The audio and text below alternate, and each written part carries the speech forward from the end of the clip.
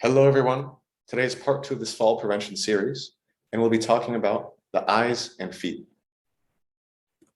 A quick intro again. My name is Jahan Shiki. I'm a physical therapist and coach who specializes in helping adults over 50 get stronger and recover so they can stay in the game, whether that's the game like pickleball or the game of life, like keeping up with grandkids.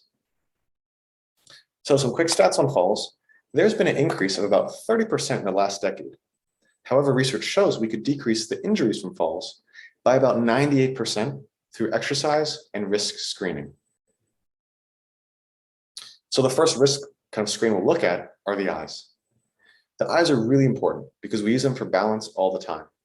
If you've ever woken up in the middle of the night, you might feel a little bit unsteady because you don't have that good visual input that you have during the daytime to keep you balanced.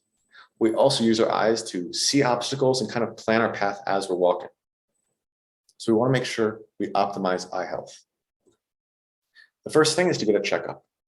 With your ophthalmologist, you can address common conditions like cataracts. With your optometrist, you can talk about things like using single vision lenses or just getting your prescription updated. For some people, single vision lenses could be a better strategy for walking outdoors rather than multi-vision, multifocal lenses. Lastly, talking to a primary care doctor about adjusting medications that can affect your vision and seeing what you could possibly modify there if you're having some side effects that are relating to your vision. The next thing is something you can do. That's to make your home easy on your eyes. That's as simple as having a light switch at the top and bottom of the stairs, having your bedside lamp easy to reach, and placing a nightlight on your way to the bathroom. It blows my mind the number of older adults who are basically stumbling through the dark in the middle of the night to go to the bathroom, often multiple times per night. The next thing we'll cover are the feet.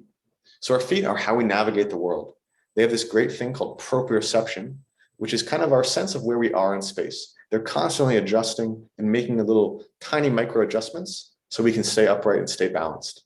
Now, some footwear is more or less risky with respect to balance and fall prevention. Some common issues are shoes being too tight. Now, shoe size can change for a variety of reasons. That could be swelling or bunions or many other changes that can occur to the foot with time. Of course, with things like swelling, we do want to get to the root cause because there might be some underlying medical condition that's causing that. With shoes being too big, the foot can slide in the shoe and it's not going to give you a firm base of support for walking.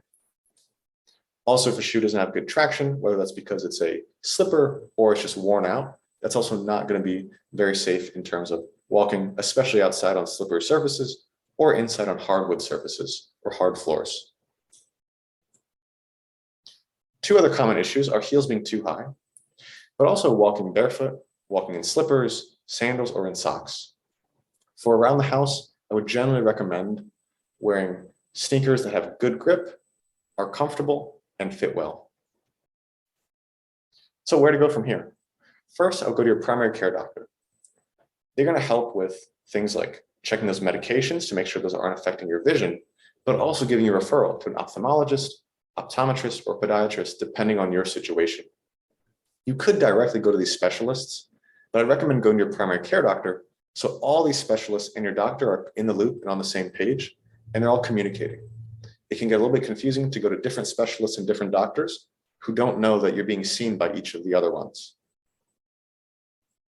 So here are two references from the couple studies that I mentioned. And thank you for your time.